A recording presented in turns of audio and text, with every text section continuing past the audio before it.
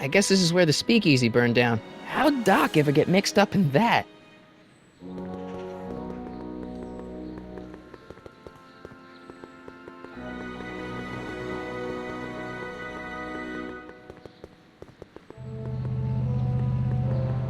Sisters of Mercy Soup Kitchen. Come for the soup, stay for the salvation.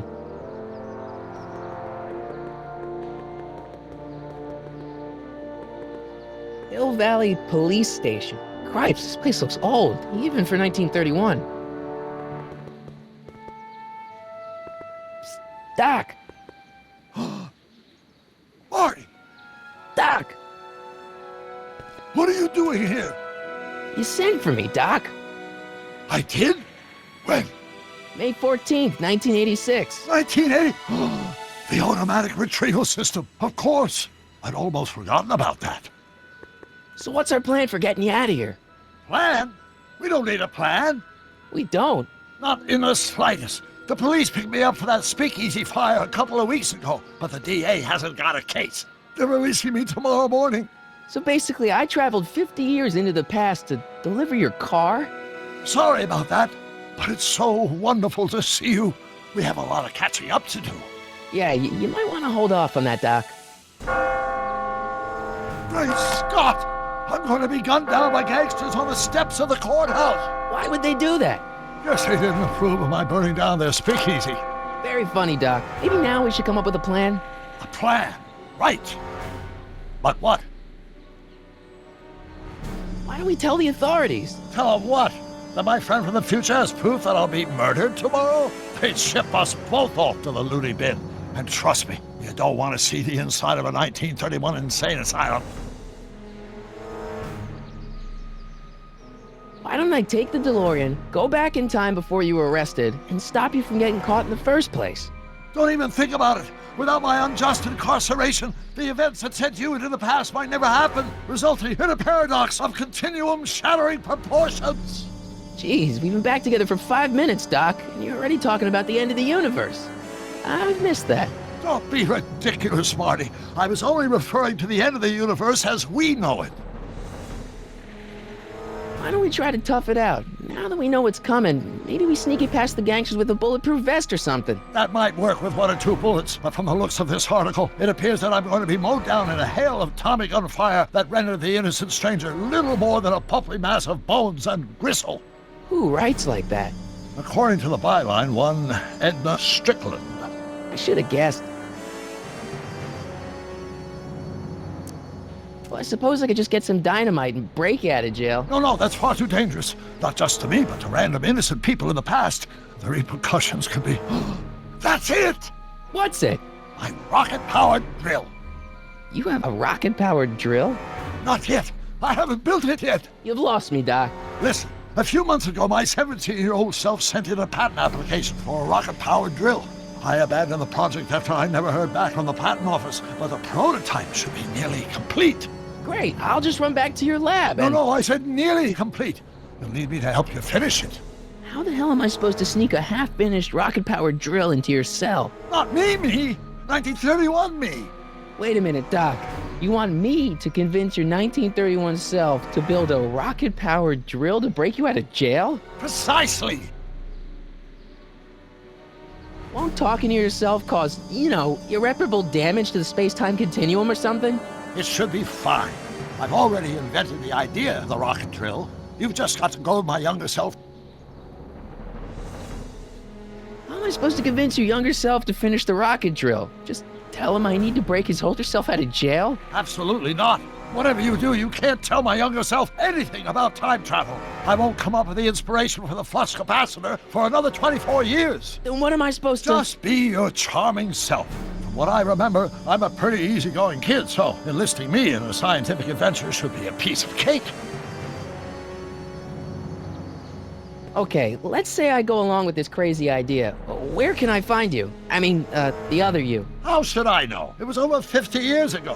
Why don't you go over to the soup kitchen next door and give my house a call? They'll know where to find me. Soup kitchen. Got it. Just stay away from the soup. It'll cause irreparable damage to your digestive system.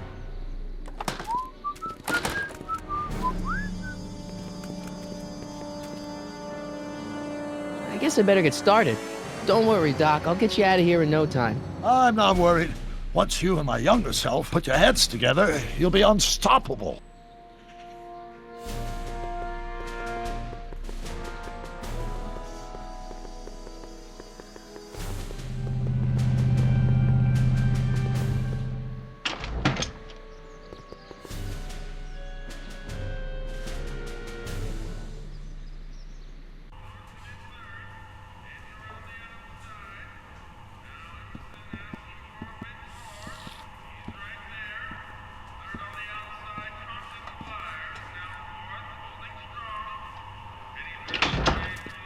McFly! Biff? Kid! Grandpa? That's Mr. Tannen to you, Artie. What are you doing out here? Well, I was getting kind of hungry, so I figured I'd come down here for some free soup. Just thought I'd come down for some soup. Think, McFly. The DA's throwing around subpoenas like Babe Ruth. I don't think Ruth's a pitcher anymore. Shut it! If one of those subpoenas landed in the hands of my number cruncher, I'd be in a whole lot of trouble. I could even get sent up the river. You wouldn't want that, would you? Would you? No, of course not, kid. All right, that's better. What are you looking at, punk? Keep your eyes on the soup, kid. Well, Well, what? what are you still doing here? Sorry, kid. I'll just run back to the safe house. You do that. And McFly, Yes? that hat's too flashy. You better let me hold on to it. Now scram! You got it, boss. And don't come out until I give you the all clear. I swear, if even one of you mooks could add 2 + 2 without your fingers, I'd dump that wimp into the lake. Hey! Anyway, I'm off to make myself irresistible. Don't let anyone burn down the shop while I'm gone.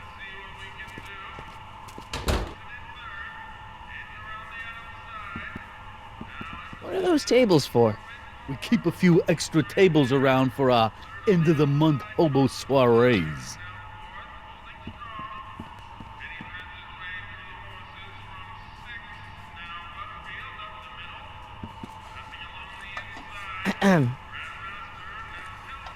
Okay.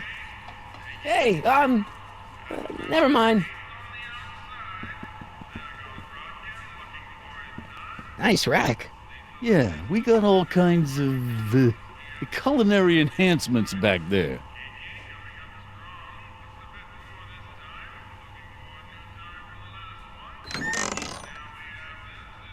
The kitchen's for management only, rummy. Whoa! Looks like these pipes go into the basement.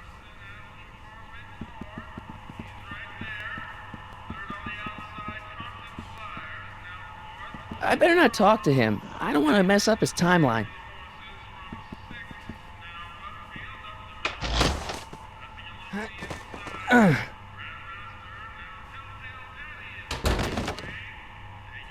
There's no way I'm going to keep that door open without some help.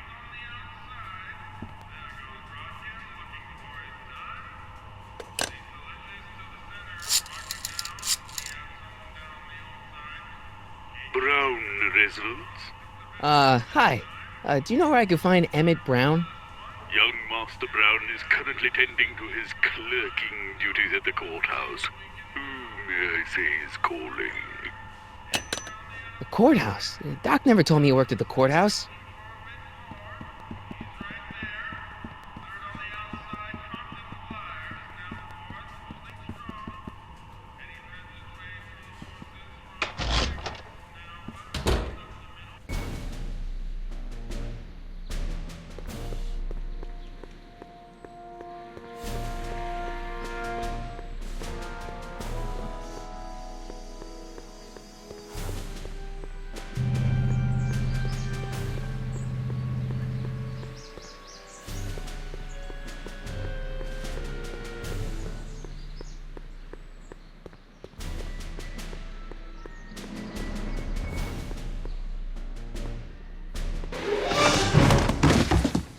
Touch those. These are very sensitive legal documents. Nobody is supposed to handle them but sworn officers of the court.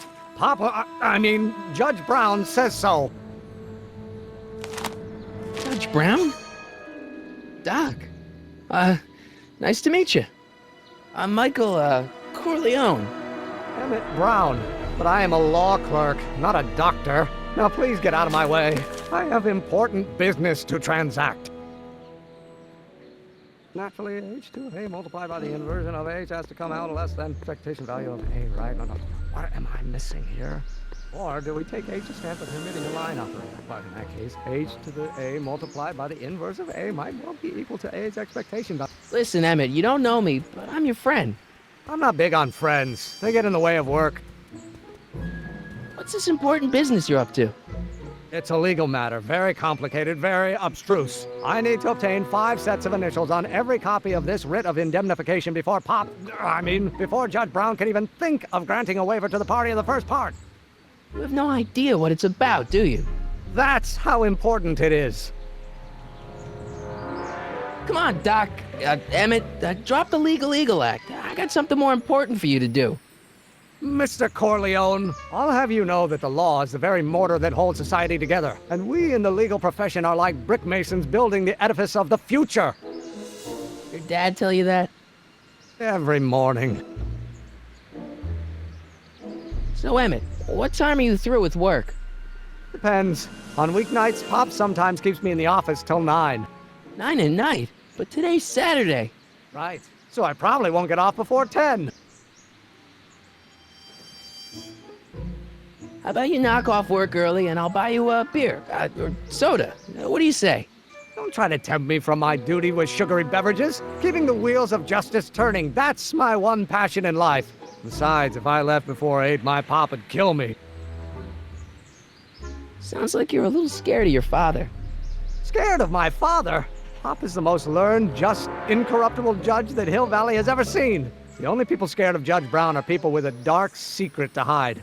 And I don't have a dark secret to hide.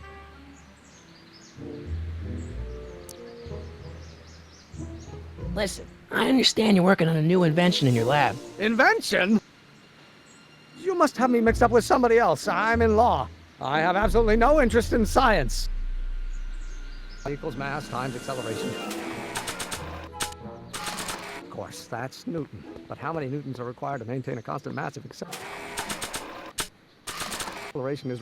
Oh, think, Emmett, think. H to the a multiplied by the inverse of a. H to the a multiplied by the inverse of a.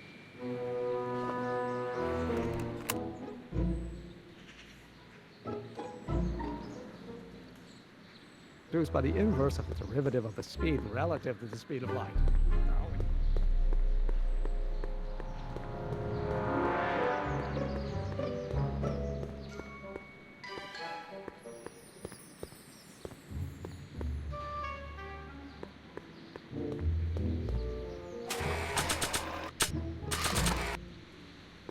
So, Doc, does this ring a bell? Oh, think, Emmett, think. H to the a multiplied by the inverse of a. H to the a multiplied by the inverse of a. Good grief! Is that me?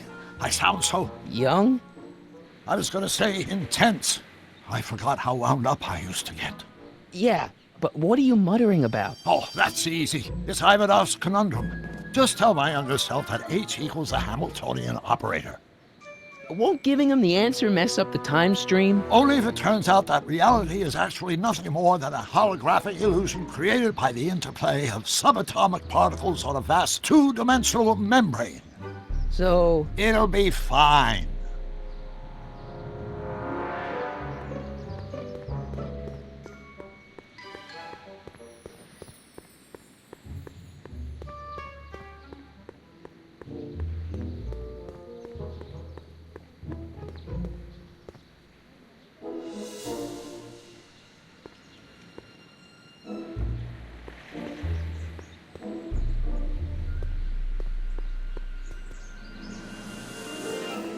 Value, but only if the coefficient of friction... Come on, wait up a minute. You again? Can't you see I'm busy? Maybe H equals the Hamiltonian operator. What did you just say? I said maybe H equals the... Hamiltonian operator? Yeah. Great Scott! If h is a Hamiltonian, then h to the a multiplied by the inverse of h can only be the same as the expectation value for a. That's it! That's the solution to Ivanov's conundrum, the problem I've been wrestling with in my head all week! I'm sure you would have figured it out by yourself in a day or two. The way you figured out how to build that rocket-powered drill. Where did you learn so much about science? Well, it's like this. You know about my rocket-powered drill? Then there can only be one explanation. What? You're from the patent office. I confess I didn't quite know what to expect when I sent the paperwork, but I never expected this. Welcome! I'm at your service. What can I do for you?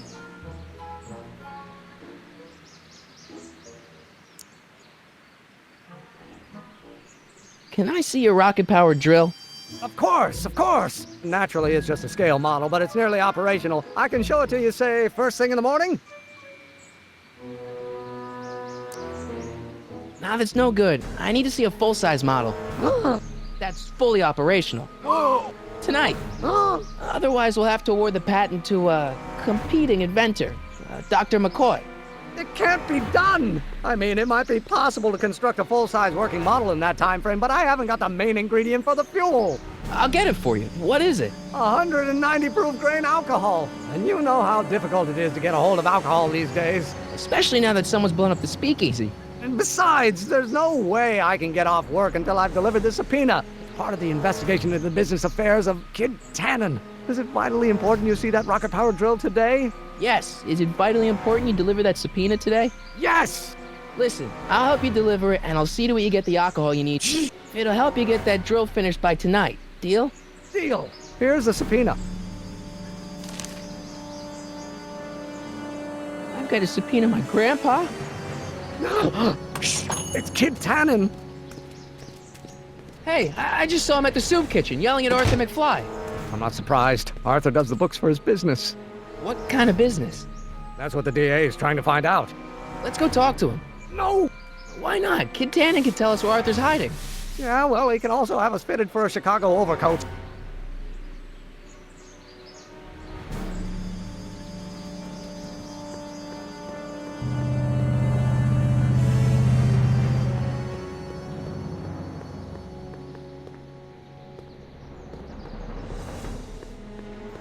What the? Sorry, boss. Get out of here. How about you? Huh? I'm sitting at a shoe shine booth. You walk up. Either you're here to shine my shoes, or you got a death wish. Which is it?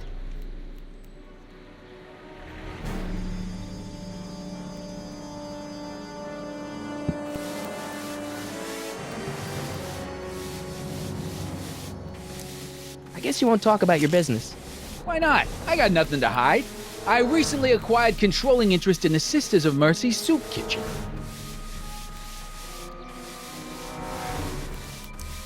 Isn't a soup kitchen an odd line of business for a guy like you? I like soup. Plus, I got a heart as big as all outdoors. Buff a little harder. I want to see myself in the toes. I'm looking for a guy named Arthur McFly. He's my, sort of a relative. Well, he's my employee. He's very busy today.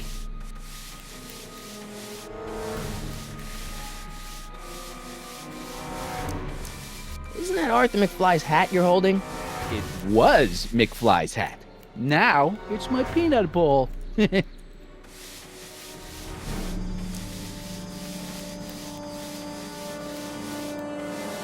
I buy Arthur's hat off you? Could you keep your mind on your work, huh? Shoeshine boy? I'm hanging on to my peanut ball. Can I have some peanuts? Why not? I'm a magnanimous kind of guy. Go ahead, knock yourself out. Hey, kid! Yeah? What the hell is that? Hey!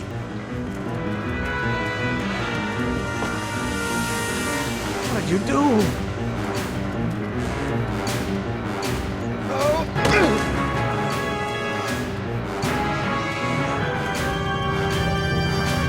Give me that hat, you lousy crook! Emmett!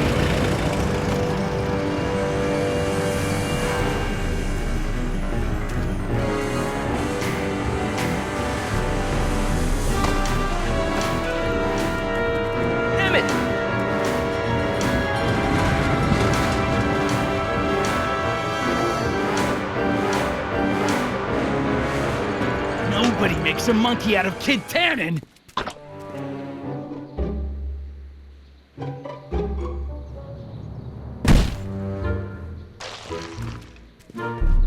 Ow! Fix me up!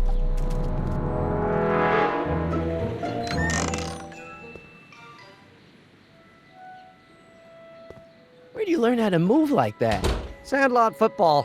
They used to call me the Streak. Get out!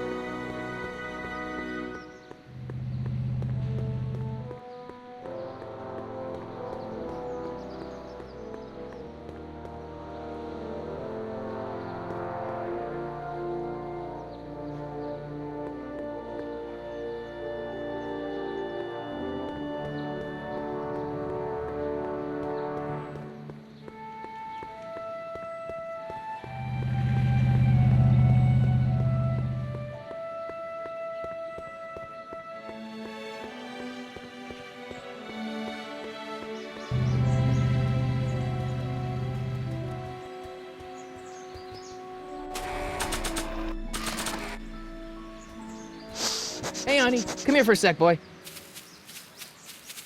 Hey, boy, can you find the guy who belongs to this hat? Where's he going? Only one way to find out.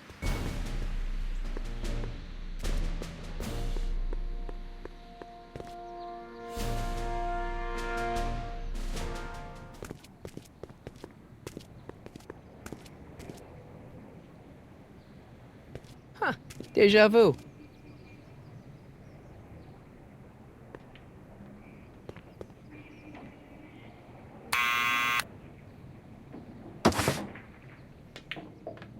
Yeah? Who is it? It's McFly! Shh, I know! Hey, Arthur, can you come down a minute? Do I know you?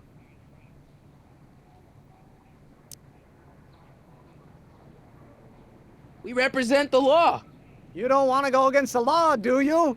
No, but I don't want to go against Kid Tannen either. And he ordered me to stay put till he gives the word. Sorry. Some other time.